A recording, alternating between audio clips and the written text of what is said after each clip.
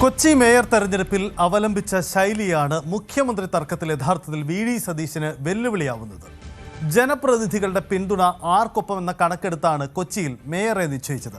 പാർട്ടിയിലെ സീനിയോറിറ്റിയോ മറ്റ് ഘടകങ്ങളോ അന്ന് അവിടെ പരിഗണിച്ചില്ല. അന്ന് വി.ഡി. സതീശന്റെ ഈ വാദത്തിന് വഴങ്ങിക്കൊടുത്ത മറുപക്ഷം മുഖ്യമന്ത്രി തെരഞ്ഞെടുപ്പിൽ ഇതിപ്പോൾ ആയുധമാക്കുന്നുവെന്നതാണ് സാഹചര്യം. അതായത് MLA-മാരുടെ കണക്കെടുപ്പാണ്, തലയെണ്ണലാണ് ഇതിൽ പ്രധാനമെന്ന മുമ്പ് സതീശൻ അംഗീകരിച്ചു കൊടുത്ത വാദമാണ് ഇപ്പോൾ വി.ഡി. സതീശന് തന്നെ വെല്ലുവിളിയാകുന്നത് എന്നതാണ് സാഹചര്യം. ഡാൻ കുര്യൻ ചേരുന്നു. ഡാൻ, ഇത് സുപ്രധാനമാണ്.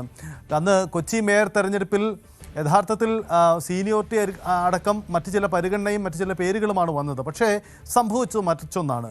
അന്ന് സഭയുടെ സമ്മർദ്ദം, അങ്ങനത്തെ പല കാരണങ്ങൾ പറഞ്ഞിരുന്നു. എന്തായാലും അന്നത്തെ ആ തെരഞ്ഞെടുപ്പ് ശൈലി, അതായത് പാർലമെൻ്ററി പാർട്ടിയിലെ പിന്തുണ, അത് ഇവിടെയും മാനദണ്ഡമാക്കണമെന്ന് പറയുമ്പോൾ സതീശന് എതിരെ ഇത് പരമാവധി ഇത് ഉപയോഗിക്കുകയാണോ ഇപ്പോഴത്തെ നീക്കം?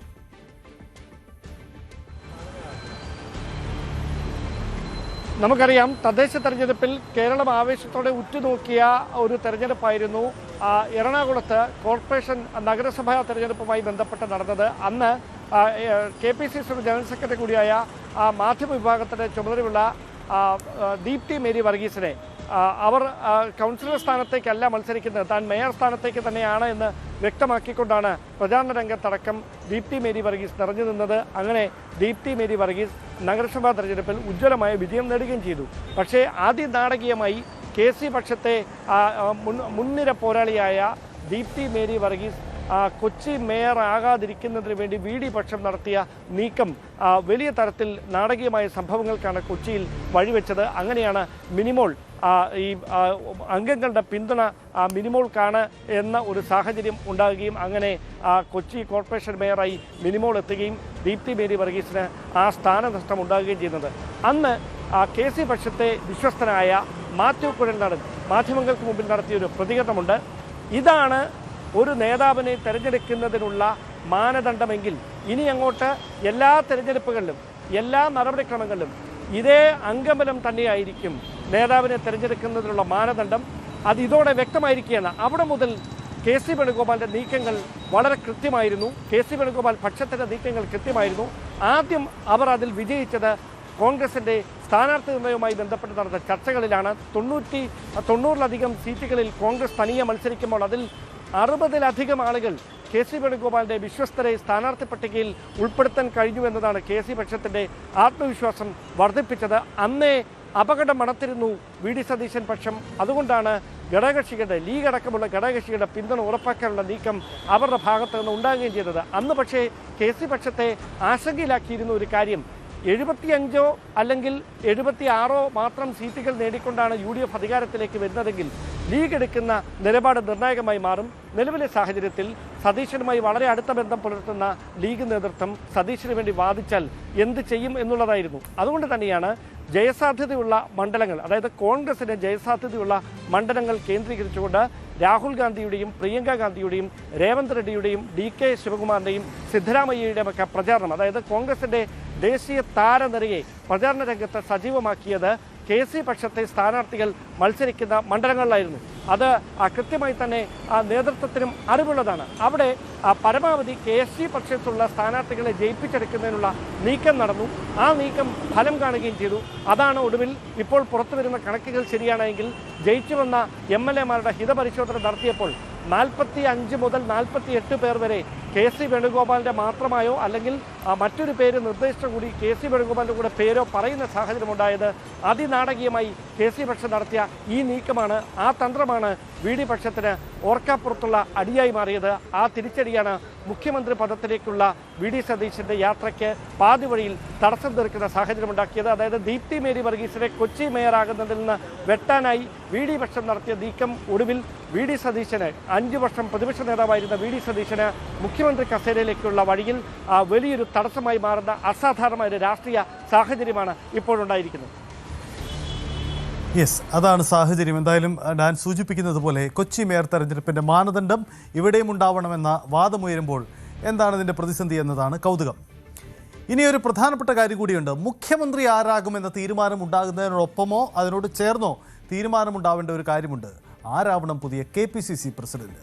സണ്ണി ജോസഫിന് പകരം ഇപ്പോൾ താൽക്കാലിക ചുമതലക്കാരനാണ് സണ്ണി ജോസഫ് മന്ത്രിസഭയിലേക്ക് എത്തുമെന്ന് ഉറപ്പാണ്. അങ്ങനെയെങ്കിൽ പുതിയ KPCC അധ്യക്ഷൻ്റെ സാധ്യതകൾ ആരൊക്കെ, എന്തൊക്കെ, എന്തുകൊണ്ട്? ബെന്നി ബെഹനാൻ പേരുകാരനാണ്, ഒപ്പം കൊടിക്കുന്നിൽ സുരേഷ്, മറ്റൊന്ന് ആന്റോ ആന്റണി. ഈ 3 പേരുകളാണ് പ്രധാനമായും പരിഗണിക്കപ്പെടുന്നത്. ഇതിൽ ആർക്ക് എന്തുകൊണ്ട് കൂടുതൽ സാധ്യത എന്ന കാര്യം കൂടി പരിശോധിക്കുന്നു. ഡാൻ കുര്യനുണ്ട്. ഡാന് 3 പേരുകളുണ്ട്.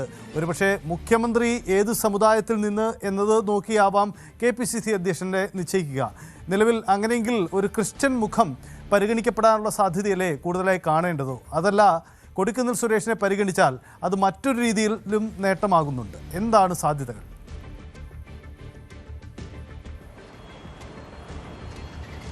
ഇതുമായി ബന്ധപ്പെട്ടും വലിയ തരത്തിലുള്ള ആകാംക്ഷ നിറഞ്ഞ ചർച്ചകളാണ് കോൺഗ്രസ് ക്യാമ്പിൽ ഉരുത്തിരിയുന്നത്. KPCC അധ്യക്ഷനായ സണ്ണി ജോസഫ് മന്ത്രിസഭയിൽ പ്രധാനപ്പെട്ട ഒരു വകുപ്പുമായി സർക്കാരിൻ്റെ ഭാഗമാകുമെന്ന് ഉറപ്പായി കഴിഞ്ഞു. അങ്ങനെയെങ്കിൽ ആരാകും അടുത്ത KPCC അധ്യക്ഷൻ? ഈ പാർട്ടി ഭരിക്കുമ്പോൾ അല്ലെങ്കിൽ UDF ഭരിക്കുമ്പോൾ പാർട്ടിയെ നയിക്കേണ്ടത് ആരാണ് എന്നൊരു ചോദ്യം കൂടി ഉയരുന്നുണ്ട്. അതുകൊണ്ട് തന്നെയാണ് അവിടേക്ക് ആ സ്ഥാനത്തിന് വേണ്ടി അവകാശവാദം കൂടുതലായി ഉന്നയിക്കപ്പെടുന്ന സാഹചര്യം ഉണ്ടായിരിക്കുന്നത്. നേരത്തെ സൂചിപ്പിച്ച പോലെ 3 പേരുകളാണ് ചർച്ചകളിൽ നിറയുന്നത്. അതോടൊപ്പം ഷാഫി പറമ്പിലിൻ്റെ പേര് കൂടി ചില കോണുകളിൽ നിന്ന് ഉയർന്നു കേൾക്കുന്നുണ്ട്. ഷാഫി നിലവിൽ വർക്കിംഗ് പ്രസിഡന്റാണ്. എന്തായാലും ഓരോ പേരുകൾക്കും ഓരോ സാധ്യതയുമുണ്ട്, പ്രതികൂല ഘടകവുമുണ്ട്. അതിൽ ബെന്നി ബെഹനാൻ്റെ പേര് A ഗ്രൂപ്പ് മുമ്പോട്ട് വെക്കുന്നു. ബെന്നി ബെഹനാൻ KPCCയുടെ അധ്യക്ഷ പദവിയിലേക്ക് നേരത്തെ തന്നെ എത്തേണ്ടതായിരുന്നു. പക്ഷേ അദ്ദേഹത്തിന് സാഹചര്യങ്ങൾ കാരണം എത്താൻ കഴിഞ്ഞില്ല. അതുകൊണ്ട് ഇത്തവണ അദ്ദേഹത്തിന് കൃത്യമായ ഒരു അക്കോമഡേഷൻ നൽകണമെന്ന നിലപാടിലാണ് A ഗ്രൂപ്പ്. അതുമായി ബന്ധപ്പെട്ട ചരടുവലികളൊക്കെ നടക്കുന്നുണ്ട്. അത് ബെന്നി ബെഹനാന് അനുകൂലമായി മാറും എന്ന പ്രതീക്ഷയിലാണ് A ഗ്രൂപ്പ് നേതൃത്വമുള്ളത്. അതേസമയം മറ്റൊരു പേര് സജീവമായി ചർച്ചകളിൽ നിറയുന്നത് ആന്റോ ആന്റണിയുടേതാണ്. ആന്റോ ആന്റണി സണ്ണി ജോസഫ് ഈ KPCC അധ്യക്ഷ പദവിയിലേക്ക് K സുധാകരന് പകരക്കാരനായി എത്തിയില്ലായിരുന്നെങ്കിൽ അവിടേക്ക് കപ്പിനും ചുണ്ടിനുമിടയിൽ ആ സ്ഥാനം നഷ്ടമായ ആളാണ് ആന്റോ ആന്റണി. ആന്റോ ആന്റണിയുടെ പേര് അന്നു മുതൽ ചർച്ചകളിൽ ഉണ്ടായിരുന്നതാണ്. സംസ്ഥാനത്തെ ഒരു വിഭാഗം നേതാക്കളുടെ പിന്തുണ ആന്റോ ആന്റണിക്കുണ്ടായിരുന്നു. അതുകൊണ്ട് തന്നെ ആന്റോ ആന്റണി ആ സ്ഥാനത്തേക്ക് എത്തിയേക്കുമെന്നുള്ള സൂചനകൾ അന്ന് തന്നെ വലിയ തരത്തിൽ കോൺഗ്രസ് ക്യാമ്പുകളിൽ പടർന്നതാണ്. പക്ഷേ ആന്റോയ്ക്കെതിരെ ഒരു വിഭാഗം നേതാക്കൾ രഹസ്യമായി നടത്തിയ നീക്കമാണ് അദ്ദേഹത്തിൻ്റെ സാധ്യതകളെ അന്ന് പ്രതികൂലമായി ബാധിച്ചത്. പക്ഷേ ഇന്ന് തിളക്കമാർന്നൊരു വിജയം, പത്തനംതിട്ടയിലടക്കം ഉണ്ടായിരിക്കുന്ന വിജയത്തിൻ്റെ ക്രെഡിറ്റ് അദ്ദേഹം അവകാശപ്പെട്ട് കഴിഞ്ഞു. അതുകൊണ്ട് തന്നെ ആന്റോ ആന്റണിക്ക് അനുകൂലമായൊരു സാഹചര്യം ഉണ്ടാകും എന്ന പ്രതീക്ഷയിലാണ് അദ്ദേഹത്തെ അനുകൂലിക്കുന്നവരുള്ളത്.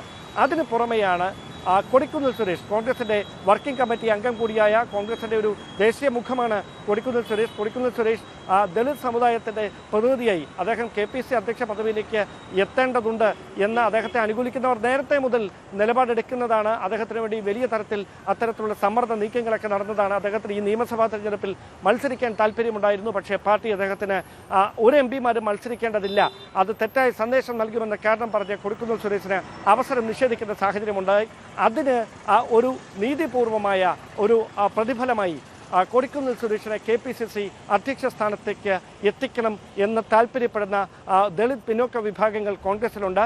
ചരിത്ര വിജയം നേടിയിരിക്കുകയാണ് കോൺഗ്രസ്. അതിൽ ഈ പിന്നാക്ക വിഭാഗങ്ങളുടെ പിന്തുണ കൂടി കോൺഗ്രസിന് ഉറപ്പാക്കാൻ കഴിഞ്ഞിരുന്നു. അവരെ വിശ്വാസത്തിൽ എടുക്കണമെങ്കിൽ, ആ വിശ്വാസം നിലനിർത്തണമെങ്കിൽ കൊടിക്കുന്നിൽ സുരേഷിനെ അധ്യക്ഷ പദവിയിലേക്ക് കൊണ്ടുവരണമെന്ന ആവശ്യമാണ് ദളിത് വിഭാഗങ്ങൾ കോൺഗ്രസിന്റെ ദേശീയ നേതൃത്വത്തോടക്കം രേഖാമൂലം കത്ത് നൽകിക്കൊണ്ട് ആവശ്യപ്പെട്ടിരിക്കുന്നത്. അങ്ങനെയൊരു സാഹചര്യത്തിൽ കൊടിക്കുന്നിൽ സുരേഷും സ്വാഭാവികമായ ക്ലെയിമാണ് ഉന്നയിക്കുന്നത്. ഇതിൽ ആരെ നിർണ്ണയിക്കണം, ആരെ ആ പദവിയിലേക്ക് നിയോഗിക്കണമെന്നത് സാമുദായിക സമവാക്യങ്ങൾ കൂടി കണക്കിലെടുത്തുകൊണ്ട് മാത്രമേ അത് ഒരു തീരുമാനത്തിലേക്ക് കോൺഗ്രസിന്റെ ദേശീയ നേതൃത്വം എത്തുകയുള്ളൂ. മുഖ്യമന്ത്രി തെരഞ്ഞെടുപ്പുമായി ബന്ധപ്പെട്ട തർക്കങ്ങൾ അവസാനിച്ചാൽ KPCCയുടെ പുതിയ അധ്യക്ഷൻ ആരാകും എന്നതുമായി ബന്ധപ്പെട്ട വിശദമായ ചർച്ചകൾ തുടങ്ങും.